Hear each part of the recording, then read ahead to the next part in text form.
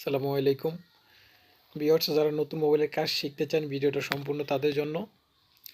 যারা নতুন মোবাইলের কাজ শিখতে চান তারা মূলত জানে না কোন পার্টসের কী নাম, কোনটা কী কাজে ব্যবহৃত হয়, সেই জন্য আপনাদেরকে এগুলো নিয়ে আলোচনা করব। আমরা সাধারণত মোবাইল ঠিক করার ক্ষেত্রে অথবা মোবাইলের কাজ করার ক্ষেত্রে যে যন্ত্রাংশগুলো আমাদের প্রয়োজন হয়, যে পেস্টগুলো, যে প্রয়োজনীয় জিনিসপত্র প্রয়োজন হয় সেগুলোর নাম এবং কীভাবে ব্যবহার করা হয়, এগুলো জানা প্রথমে যদি কেউ জেনে থাকে তাহলে ব্যাপারটা তার জন্য কাজ শেখাটা একটু সহজ হয়। যেমন আপনারা প্রথম যে পেস্টটা দেখতেছেন এটাকে বলা হয় ফ্লক্স পেস্ট। এটা মূলত মোবাইলের যে কম্পোনেন্ট আছে, ছোটো ছোটো পার্টস আছে, এটা লাগিয়ে হিট দিয়ে তুলতে হয়, এটার মাধ্যমে সহজ হয়, এটাকে বলা হয় ফ্লক্স পেস্ট। তার পরবর্তী যেটা দেখতেছেন এটা হচ্ছে সোলজারিং পেস্ট।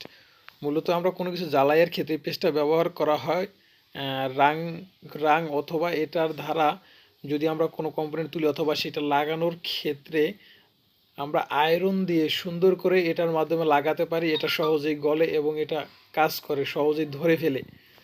এটাকে বলা হয় সোলজারিং পেস্ট অথবা এটাকে আইসি পেস্ট অনেকে বলে থাকে।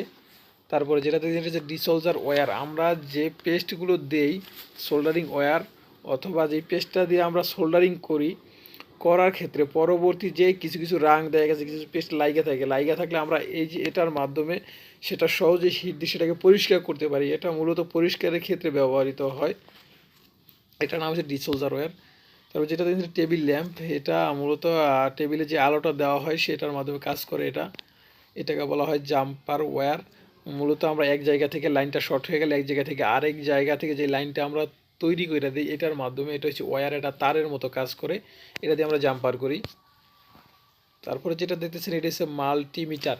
এই মিটারের দ্বারা আমরা বিভিন্ন কম্পোনেন্ট পরিমাপ করতে পারি যে আমাদের কোন কম্পোনেন্টটা ভালো আছে, কোন পার্টসটা ভালো আছে, কোন পার্টসটা খারাপ আছে, এটার মধ্যে আমরা মাপতে পারি, এটাকে বলা হয় মাল্টিমিটার। যেটা দেখতেছেন এটা হচ্ছে ডিজিটাল চার্জার।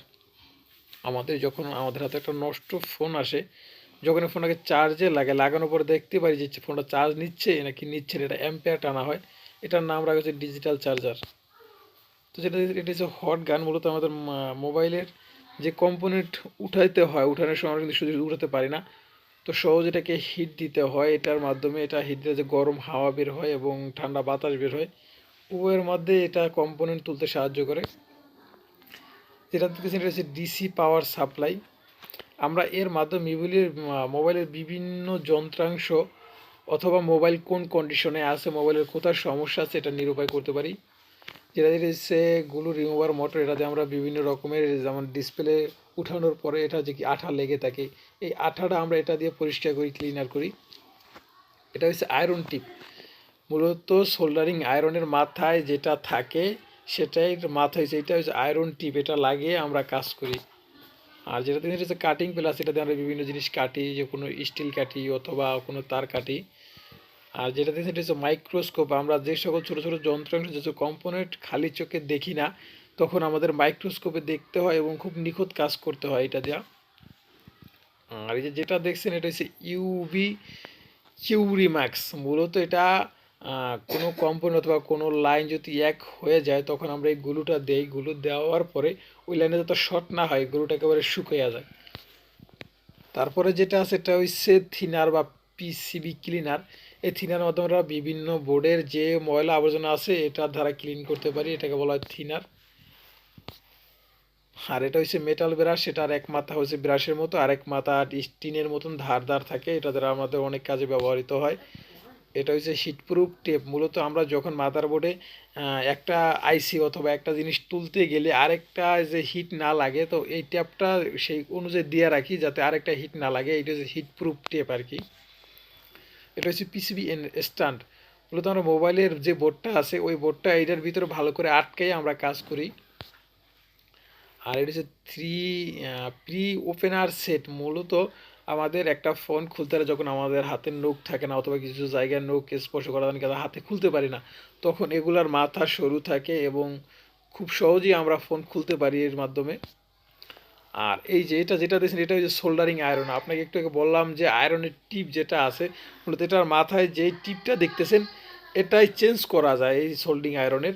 মূলত এটা যদি নষ্ট হয়ে যায় তখন আমরা এই টিপগুলো চেঞ্জ করে নিই, এটাকে বলা হয় সোল্ডিং আয়রন, এটা দিয়ে আমরা সোল্ডার করি।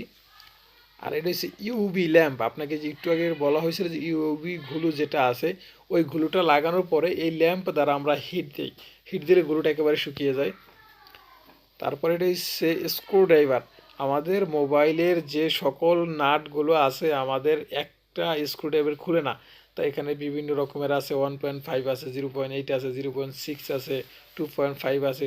যখন যেই নাটটার জন্য আমাদের যেটা প্রয়োজন হয় ওই স্ক্রুড্রাইভারটাই আমাদের ব্যবহার করতে হয়, এটার নাম স্ক্রুড্রাইভার। তারপরে এটা হচ্ছে ব্যাটারি বুস্টার।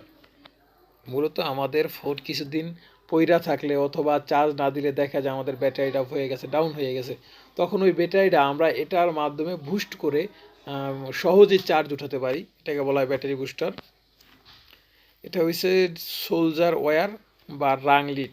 একটু আগে যেটা বললাম যে ওই যে পেস্টটা দেখালাম, যে আইসি পেস্ট, ওই পেস্টটা থাকে মূলত ওটা হচ্ছে লিড, এক কথায় ওটা হচ্ছে লিকুইডের মতো।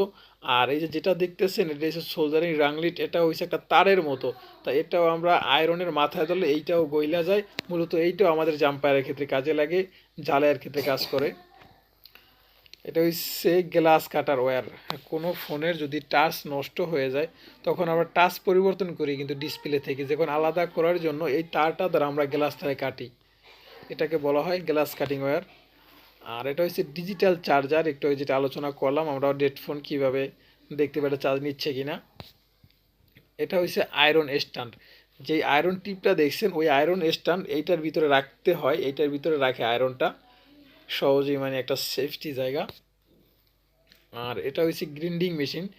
মূলত এটার মাথাটা থাকে খুব ধারালো, এটা দ্বারা আমরা মোবাইলের যে আইসিগুলো ঢাকা থাকে টিনের মাধ্যমে, যেই টিনটা থাকে ওই টিনটা আমরা এটা দ্বারা কাটি।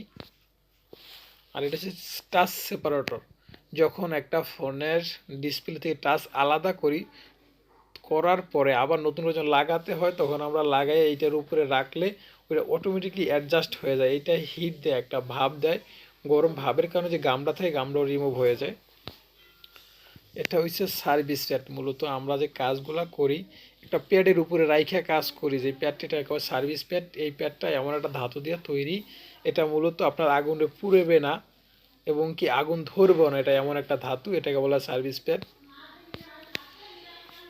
আপাতত সকল কিছু আপনাদের কাছে প্রকাশ করলাম যা যা আমাদের ক্ষেত্রে প্রয়োজন হয়। আর যারা আমার চ্যানেল নতুন দয়া করে চ্যানেলটা সাবস্ক্রাইব করে রাখবেন। ইনশাল্লাহ যাবতীয় মোবাইলের যাবতীয় সকল প্রকার সলিউশন এখানে পাবেন। ভালো থাকবেন, সুস্থ থাকবেন, আল্লাহ হাফেজ।